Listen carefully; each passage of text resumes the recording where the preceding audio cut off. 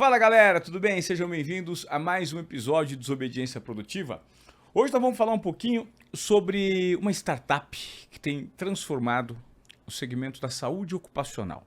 De que forma, como ela encontrou uma solução para fazer, por exemplo, um programa de admissão do ponto de vista de saúde, acabar com toda aquela burocracia que a gente sabe que existe e transformar isso num processo de no máximo 2 horas. Isso é possível?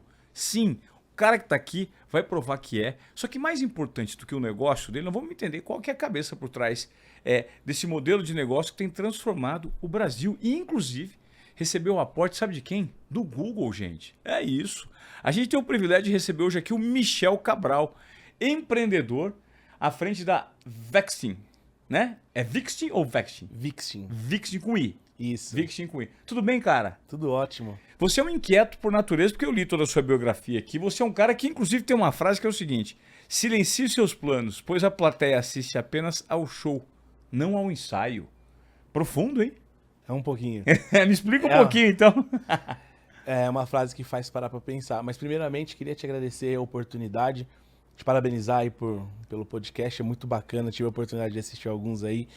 Muito enriquecedor, parabéns. Legal, então, obrigado.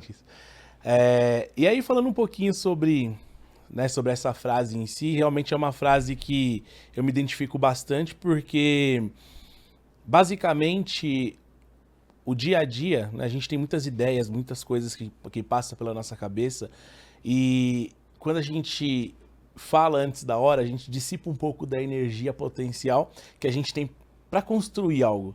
Então, é muito melhor quando as pessoas vêm rodando já, de fato, né, do que você só falar muito do sonho, falar é legal, é importante você sonhar, mas para você, né? Eu acho que o mais incrível mesmo é o dia a dia, as coisas acontecendo e você conseguindo comprovar por meio de fatos e evidências ali, toda a ideia que você tem de fato.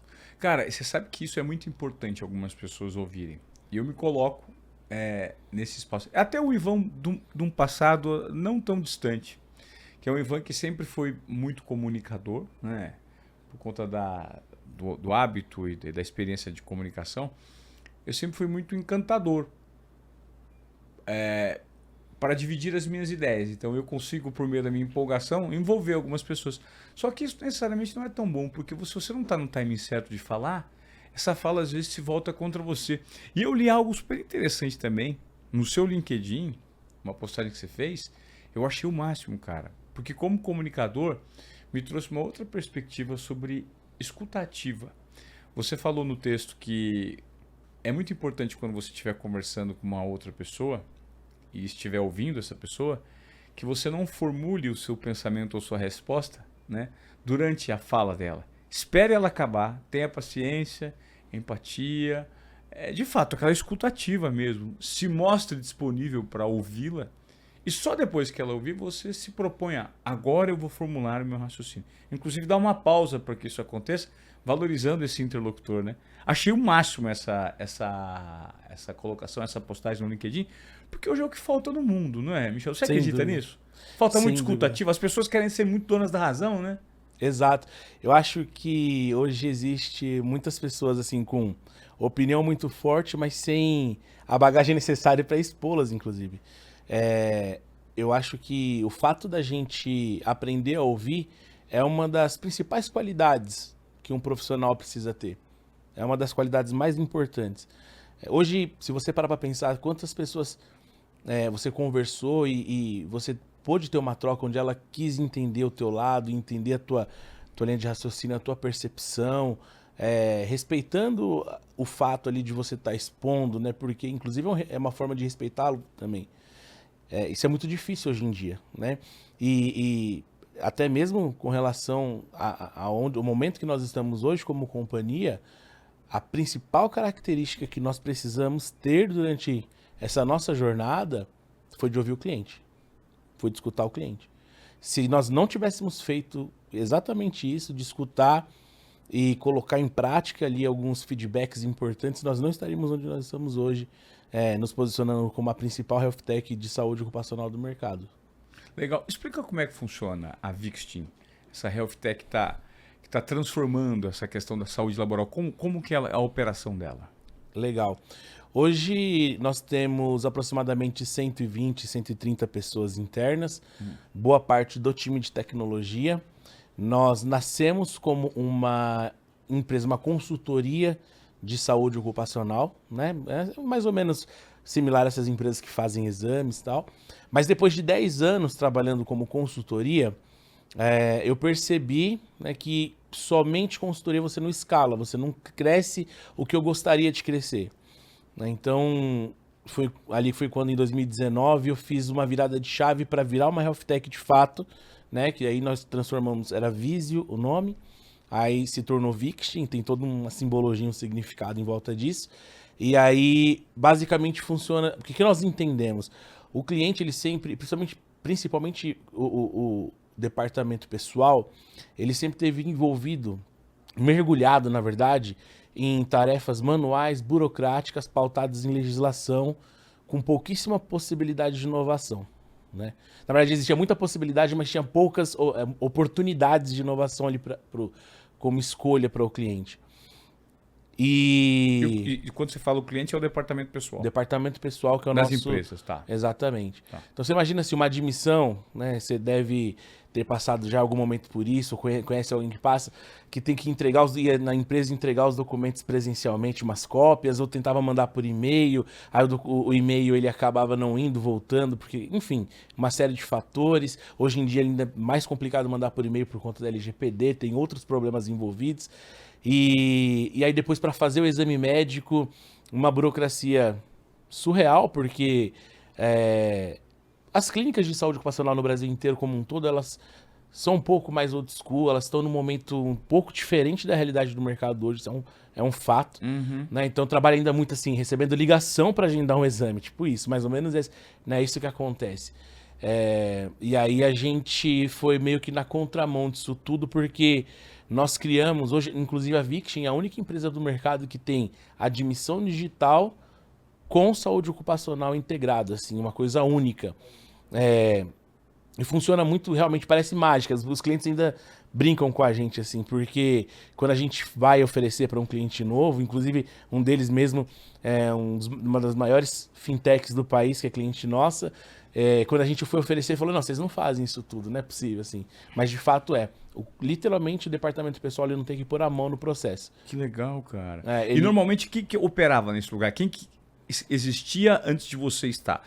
Você era uma clínica? Você diz a Viction? Sim. Nós éramos uma consultoria. Não, eu digo assim, quem ocupa nessas grandes corporações, um departamento pessoal de uma grande fintech, como você falou, quem que prestava serviço para eles?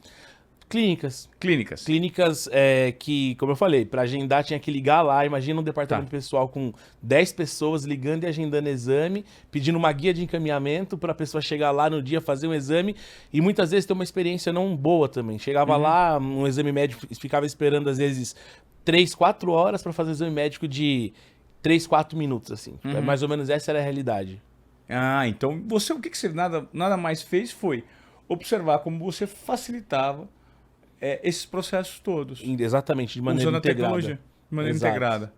Então, hoje funciona mais ou menos assim. Nós integramos com as principais ATSs do mercado, que são softwares de recrutamento e seleção. Tá. Quando dá match na vaga do candidato, ele automaticamente recebe o link da nossa plataforma e ele vai enviando os documentos para ser admitido. Então, só que a diferença é que o nosso software, ele tem uma OCR que faz a validação e a qualificação desses documentos, para a gente ter certeza que aquele documento é um documento real. Tá. Inclusive com reconhecimento biofacial, para a gente ter certeza que não tem possibilidade de fraude, por exemplo. E aí depois ele mesmo agenda o exame médico dele por geolocalização. Hoje nós temos mais de 3 mil parceiros a nível nacional. Que legal. E o ASA ele já sai digital também. Então, um processo desse sem a Viction, por exemplo, uma empresa que aqui de São Paulo tem que contratar alguém de Manaus que demora aí, sei lá, 4, 5, 6 dias, com a gente consegue realizar em 2 horas o processo inteiro. Entendi. Que legal. Qual que é o tamanho do barulho que você está gerando no mercado? Por exemplo, eu quero saber número de clientes, o ganho de mercado que você tem tido nos últimos anos, como é que tem sido esse crescimento? Tem sido excepcional, de fato. De 2019 para cá, quando nós nos reposicionamos como uma health tech, como uma empresa de tecnologia, nós crescemos mais de 15 vezes, assim. Que legal, cara. Foi excepcional. Tivemos vários acontecimentos bem importantes no meio desse caminho. Um deles você citou mesmo, que foi ali o Google entrando, né, como parceiro, como investidor da Victin também. Mas hoje nós temos mais de 450 clientes aproximadamente. Dentre eles, posso citar, por exemplo, XP Investimentos, Ambev, Stone Pagamentos, SmartFit, Gympass, que agora virou El Hub, enfim, Domino's Pizza, Pernambucanas, tem vários clientes bem legais assim. Hoje nós temos aproximadamente 300 mil vidas, contando todos os pools, todos os clientes, né? Juntos ali, todos os colaboradores, há mais ou menos 300 mil funcionários envolvidos na plataforma. E a gente não tem parado, né? Ano passado, a Victin, nós tivemos uma aquisição pela Sankhya também, né? Que ela comprou parte ali da Victin. Enfim, então a gente tem crescido muito nos últimos anos e tem sido realmente uma jornada bem incrível, assim. Agora, eu acredito que nessa jornada, até você chegar, por exemplo, ao ponto que você chegou, que você ainda tem muito mais para crescer ainda, né, Michel? De onde você tirou elementos para você conseguir fazer com que esse negócio ficasse produtível, escalável? Qual que é a sua história? De onde você veio? Porque eu sei que você teve passagem pela Endeavor, que foi um degrau fundamental. Porque muitos dos ouvintes aqui são aqueles caras que ou já empreenderam, ou gostariam de empreender, que sabem das dificuldades do mercado, né? Porque é muito interessante você ter uma ideia. O problema é você realizá-la com consistência, tendo paciência para que, de fato, as coisas aconteçam no contexto certo e no timing adequado, né? Então me fala um pouquinho desse bastidor. Legal. Bom, eu comecei a empreender muito cedo. Eu comecei a empreender com 19 anos. Michel, ele é filho de duas pessoas simples, né? Minha mãe foi uma dona de casa. O meu pai, uma história bem bonita também, né? Ele se tornou advogado depois de alguns anos, mas de uma origem simples também. Então, assim, de fato, eu entendi bem a sua pergunta e ela é bem importante porque, olhando hoje do jeito que nós temos construído, né, a jornada toda e a forma que a gente tem construído, olhar para trás é super importante para embasar. Então, de fato, assim, eu não tive que aprender as coisas para me tornar um executivo de mercado. Eu tive que realmente aprender no dia a dia e com a escutativa, sempre, porque de fato eu não tive essa referência muito prática como executivo dentro de casa. Então eu tive que estudar muito, olhar o mercado, principalmente ouvir o cliente e saber sempre onde eu queria chegar, assim, muito claro. Para mim sempre foi muito importante esse ponto de vista. E aí, enfim, eu trabalhei pouquíssimo tempo, na verdade, como CLT, mas também foi importante porque me deu um outro tipo de visão. Trabalhei em algumas companhias bem legais também, que me deu uma forma de enxergar o mundo e como eu fazia batida depois com os meus próprios colaboradores ali no dia a dia, criar uma cultura legal. Então, é isso, assim, acho que de maneira bem simples e sutil, comecei muito pequeno, do zero, num escritório de aproximadamente 20 metros quadrados, mas hoje nós já estamos, né, no escritório de 800 metros quadrados, mais de 120 pessoas. Legal. Então, acho que o tempo ele tem trazido um bom resultado. Ter sido investido, né, receber o reinvestimento do Google é um marco, de certa forma, para qualquer empresa que está começando, né? O que você teve que fazer para conseguir receber esse tipo de investimento de uma marca tão forte hoje? Legal. É bem bacana porque, assim, na verdade, depois que a gente reposicionou para a tecnologia, eu já estava olhando para o mercado para fazer uma captação de investimento, fazer uma captação de recursos, para a gente colocar em prática toda a tecnologia que a gente tinha desenhado. Só que diferente de uma startup totalmente inicial, nós já tínhamos certa musculatura, porque nós já éramos uma consultoria, já tinha um faturamento ali relevante. Então, a gente e principalmente, tinha o cliente que era já nosso case ali para construir isso. Eu sempre falo que o nosso software ele foi compilado a 4 mãos. O cliente ele teve participação, por isso que hoje ele é tão efetivo. Mas olhando para o mercado, a gente fez algumas rodadas de investimento, conversou com alguns fundos, e aí eu fiz uma inscrição no Google e coloquei a Viction para participar. E depois de uma sabatina gigante, de 3, 4 meses ali de avaliações, entregas, o software já estava rodando, na verdade, então eles avaliaram a tecnologia também.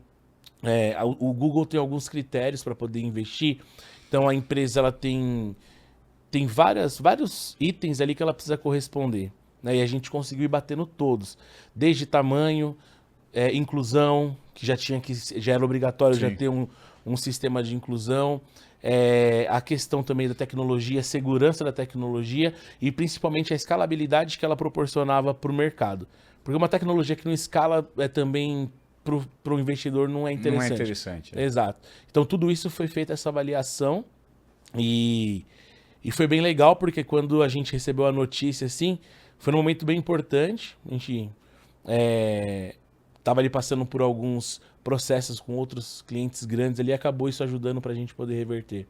E a cultura que você estabelece da sua empresa, vindo de onde você veio, como é que é? Existe uma liberdade em que a ideia prevalece, em que boas discussões são feitas? Me fala um pouquinho de como você estabeleceu essa cultura nessa health tech, né? E de que forma você acredita que esse tipo de cultura, com liberdade, dando de fato voz ativa para quem é criativo, ousado, isso pode levar você a crescer ainda mais? Bem legal. Na verdade, assim, eu sempre entendo que a premissa de qualquer empresa é a cultura, né? Então, lá na Viction, a gestão sempre enxergou as pessoas como parte do nosso propósito, né? Então a gente cuida das pessoas e as pessoas cuidam dos nossos clientes. Essa é a lógica que a gente usa lá. E tem dado muito certo. Então, hoje, quais são os nossos pilares da cultura? Primeiro deles, senso de dono. Todo mundo que entra na Viction hoje tem que ter senso de dono. Todo mundo. Transparência, empatia, honestidade e principalmente resiliência. Então, esses são os pilares principais que a gente usa para apresentar a nossa cultura, inclusive para as pessoas que estão chegando. A gente entende que com esses pilares a gente consegue construir muita coisa, assim. Você tem, de repente, algum exemplo para dividir conosco? De algo que talvez uma intuição do seu time que possa ter resultado diferente de uma solução lógica, que uma solução lógica talvez não tenha entregado, por exemplo, dentro do seu segmento? Sim, na verdade tem bastante. Por exemplo, parte do meu time hoje de PO, né, que são as pessoas de produto, foram clientes nossos, ou trabalharam, por exemplo, próximo a gente como um fornecedor, mas sempre relacionado ao departamento pessoal. Então, quando essas pessoas elas vieram para dentro da Viction, elas também trouxeram uma visão de mercado, exatamente de como o cliente deveria enxergar o nosso produto. Então, de maneira muito sutil, a gente foi construindo isso, deixando que os próprios colaboradores, com a experiência deles, trouxessem essa visão para dentro de casa e criassem. Então, por exemplo, hoje, quando um colaborador ele faz um agendamento na nossa plataforma, o nosso time já entra em contato com ele. E isso era uma dor que uma das pessoas que veio trabalhar com a gente lá no começo falou, não, mas tem que ter um outro contato aqui de dentro que ele consiga falar com a gente aqui para resolver qualquer que seja o problema. Então a gente deu uma experiência totalmente diferente para o colaborador lá na ponta. Perfeito. Entendeu? Porque às vezes ele ficava desacolhido, chegava na clínica, estava fechada, sei lá, tinha algum problema, e ele ficava sem assistência, tinha que ligar para o RH. Então a gente conseguiu ouvindo as pessoas que vieram de fora, criando soluções alternativas ali para construir uma melhor experiência para as pessoas. Ou seja, sistemas talvez não, extremamente engessados, que geravam dificuldade para o cara que queria ser admitido. Exato. E que vocês foram lá e atuaram justamente nisso. Diante disso, Michel, qual que é o conselho que você poderia dar para muita gente que acompanha aqui no Desobediência Produtiva, o nosso conteúdo? O que você poderia falar para essas pessoas que vivem em sistemas que eventualmente são muito engessados, complexos, e que não há uma luz no fim do túnel? De repente, é um momento interessante para gerar uma transformação. Foi o que aconteceu com você? Você percebeu que o negócio estava extremamente atrasado, falou assim, vejo uma oportunidade aqui absurda. Exato. Eu diria que há uma luz no fim do túnel. É. E a luz, às vezes, ela tá muito mais próxima do que a gente possa imaginar. As grandes companhias hoje do mundo, assim, elas foram criadas para resolver dores com tecnologia. Uhum. Então, se você pegar, são vários exemplos. Por exemplo, indústria musical. Antigamente você tinha que usar um Walkman, um Discman, e você ouvia só aquelas músicas ali, aquela coisa muito específica.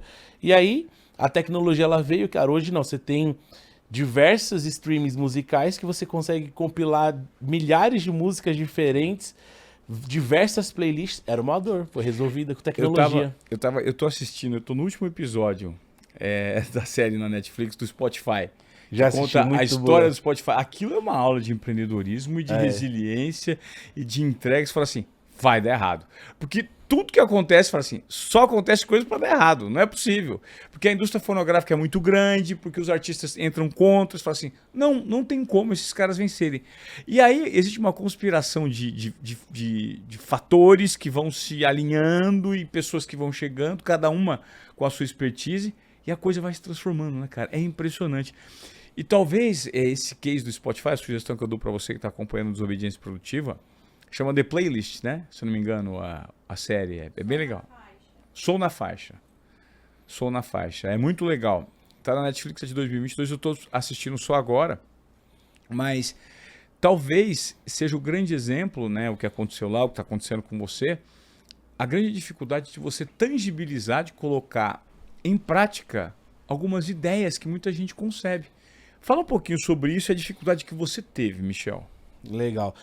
Vou aproveitar e deixar, tem uma outra série também muito boa, que é a da fundação da Uber. Tá na Prime. É bem legal. Um pouquinho mais fantasiosa, mas é bem legal.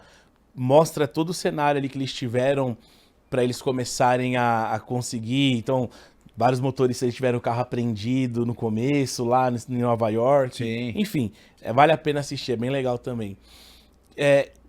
Olhando um pouco o nosso cenário, a nossa história, eu acho que as dificuldades elas vêm com um objetivo muito específico, que é te preparar para as novas oportunidades que vão aparecendo. Então, assim, por exemplo, né, nós começamos, é muito legal porque quando a gente olha a nossa história, nós começamos com uma consultoria.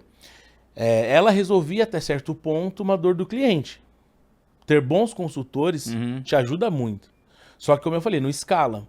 Então, ela foi a base para a gente conseguir entender o mercado melhor e entender exatamente o que o cliente precisava para desafogar ali o fluxo do departamento pessoal. Então, eu tive alguns problemas no começo, por exemplo, porque nós não tínhamos uma referência de mercado. Então, isso era para a gente um pouco complexo.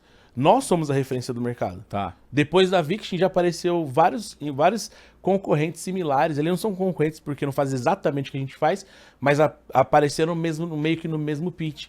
Então, assim, acho que um dos grandes pontos, acho que era isso. A gente não tinha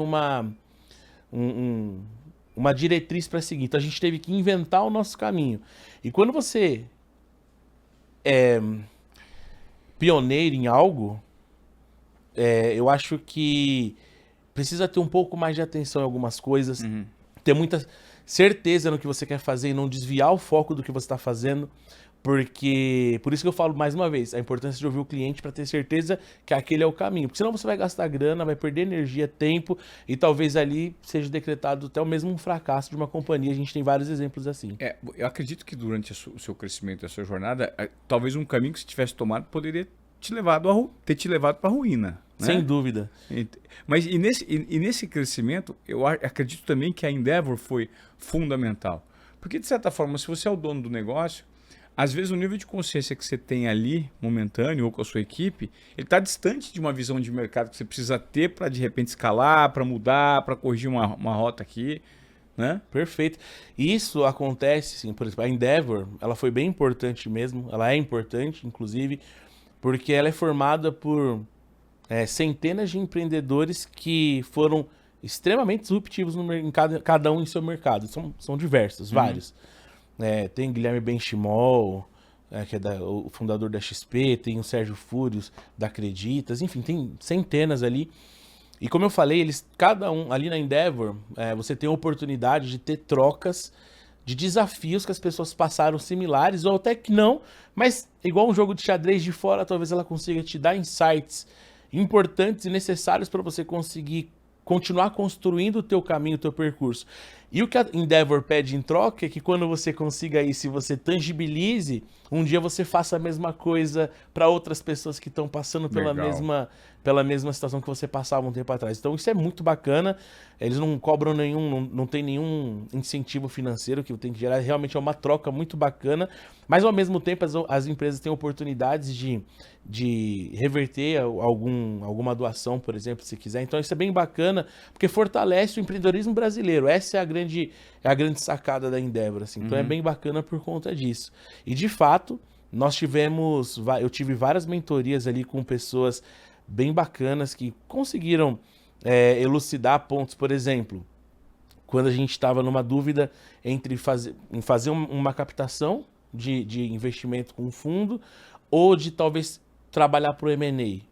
Porque nesse momento, quando a gente entrou na Endeavor, a empresa já não tinha investidor ainda, mas aí a gente já tinha escalado o crescimento, a gente era líder do mercado, já era diferente, não era mais um negócio iniciante.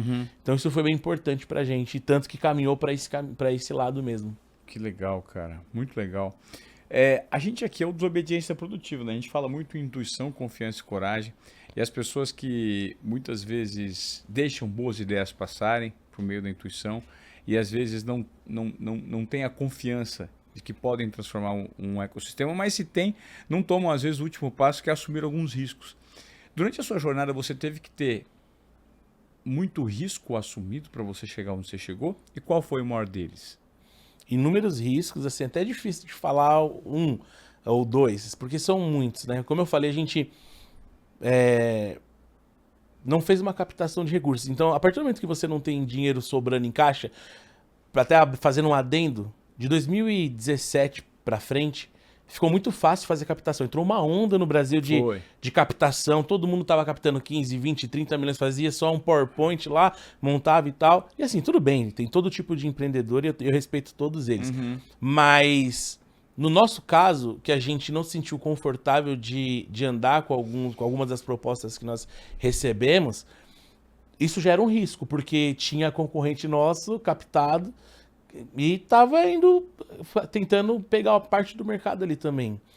Mas a gente tinha um produto, estava desenvolvendo, a gente tinha como eu falei, uma musculatura diferente já. Então a gente resolveu continuar seguindo a nossa intuição, de que o melhor caminho era continuar da forma que a gente estava fazendo, estruturando, melhorando o produto. Eu sempre falo que eu não quero ter o melhor vendedor. Eu não quero, de verdade, não quero ter o melhor vendedor da minha empresa. Mas eu quero ter o melhor produto do mercado. Que o meu pior vendedor vai vender muito melhor do que o melhor vendedor de um concorrente que não tem produto igual ao nosso, entende? Então, porque a qualidade do produto fala mais alto. Tem que ser. Já foi o tempo, né, que vendia-se só por parceria, por amizade, por conhece alguém. Hoje em dia, o mercado está muito competitivo. Sim. A gente está na frente hoje porque eu consigo levar o meu cliente para frente. Eu consigo fazer com que ele tenha uma aderência e uma rapidez maior nos processos, que automaticamente ele está escalando mais que o concorrente dele. Então, o cara que fecha com a gente hoje, ele já está na frente do cliente dele, do concorrente dele. Perfeito. Porque ele está mais acelerado numa das pontas que, de fato, é um pilar da companhia, que são pessoas. Então, ele já está ali anos à frente ali do que o resto está fazendo. E o que você espera para o futuro da empresa? Quais são os próximos passos? Você conseguiu uma carreira sólida e com constância até aqui, e daqui para frente? Legal. Hoje, ano passado, no final do ano passado, ali mais ou menos em meados de agosto, né, como eu falei, nós fomos adquiridos pela Sankia. E hoje nós integramos o grupo Sankia. A Victim faz parte do Sankia RH. O Sankia RH basicamente é um one-stop shop focado desde do recrutamento e seleção até a parte final, até o offboard do departamento pessoal. Ou seja, a parte de recrutamento e seleção, admissão, ponto, Sim. folha. É todo o complexo importante que o RH precisa para a tocada do dia a dia. Então, eu estou bem feliz lá com o que a gente tem construído. E a Sankia, ela tem um propósito muito bonito. ela já tem trabalhado com afinco para abrir IPO, né, nos próximos anos. Então a gente tem trabalhado muito forte para fazer parte disso. Nós temos uma meta bem agressiva de crescimento também para poder participar disso tudo. E a ideia é essa, é permanecer na companhia, fazer o negócio continuar crescendo bastante. Nós não queremos ser a maior empresa do mercado, não é a nossa ambição, mas com certeza nós queremos ser a mais querida. Isso é, de fato, o que nós mais almejamos. E aí, consequentemente, o tamanho da companhia, por ser mais querido, a gente vai conseguindo conquistar novos mercados. Mas essa é a nossa ambição para os próximos anos. Muito legal, muito legal. E ó, eu gostaria de agradecer você que veio até aqui no nosso Desobediência Produtiva, fazendo um agradecimento também especial para o Grupo Pomin, que é o nosso host aqui no Desobediência Produtiva, no nosso podcast, uma equipe maravilhosa que trabalha aqui na produção, junto com o pessoal da Irim Marketing, que também ajuda muito a gente a agilizar todos os convidados, a produzir os conteúdos que você tanto gosta aqui no Desobediência Produtiva. Eu gostaria de pedir, antes de fechar, para o Michel, qual que é a provocação, o pensamento, a mensagem que você gostaria de deixar aqui para o nosso ouvinte do podcast? Porque aqui a gente, Michel, a gente gosta de pessoas, seres pensantes, que colocam em prática algumas ideias que ouvem aqui. Eu, assim, de forma recorrente, eu escuto muitas pessoas, pô, adoro o seu podcast, cara, ele me traz alguns insights, uns insumos que eu não estava pensando, porque eu ouvi a fala do fulano, do ciclano. Então aqui a gente tem como objetivo tirar o pessoal da zona de acomodação e fazer com que aquela ideia seja tangibilizada, ou pelo menos dê o primeiro passo para tentar transformar em realidade aquilo que as pessoas tanto sonham, né? Então eu gostaria que você, levando em conta a sua experiência e esse momento de empreendedorismo de sucesso, muito bem feito, que você tem tido até aqui, com grandes investidores, foram adquiridos pela Sank, cara, que mensagem você poderia passar para o pessoal que acompanha o nosso podcast? Legal, eu acho que uma das coisas que eu posso dizer, até por experiência, é comece. Mesmo que pequeno, comece. Eu falo porque na minha história eu comecei, como eu falei, numa sala de 20 metros quadrados sozinho, atendendo a ligação, ligando para, mandando e-mail para cliente para fazer, enfim, agendar um exame, fazer os documentos. E eu não tive medo, né, de começar, nem vergonha, para a gente iniciar. Então acho que esse é o primeiro ponto. Também dizer que ouça muito o seu cliente, entenda a dor, entenda o que você quer fazer, onde você quer chegar com isso, como é que você quer resolver aquela dor e pense em todas as formas de fazer isso. Porque tem inúmeras formas de conseguir algo. E a gente precisa pensar nas melhores, onde a gente vai gastar menos energia, mas ao mesmo tempo a gente vai ter um resultado muito maior. Então acho que são esses dois pontos. E é isso. E cara, não desistir porque é legal a gente ter referências, mas a gente não pode pegar as referências como específico para nós. Porque cada um tem sua jornada, cada um tem a sua história, a tua base, e aí os caminhos eles serão diferentes. Então você não pode tangibilizar algo como se tem que seguir aquilo ali vai ser o certo para mim, se não der certo até... Não, você tem que seguir o seu caminho e ter certeza do que você quer. E automaticamente você vai colher os frutos disso. Legal. Obrigado, Michel, pela sua participação aqui no Desobediência Produtiva, por ter compartilhado sua história. Te desejo sorte e muita saúde, né? E sucesso, saúde laboral e muito sucesso nessa empreitada à frente da Victim. Parabéns, cara. Cara, muito obrigado. Mais uma vez, muito obrigado pelo convite. Parabéns aí, estamos juntos. Tamo junto. Bom, se você veio até aqui e acha que esse assunto pode servir para alguém que não sabe do que a gente tratou aqui hoje, por gentileza, compartilhe o nosso conteúdo organicamente, porque isso é o que faz com que o Desobediência Produtiva cresça e se desenvolva e chegue em mais pessoas, compartilhando uma narrativa de valor para tirar a galera da zona de acomodação. Combinado? Obrigado pela sua audiência, tá? Até a próxima, a gente se vê. Valeu!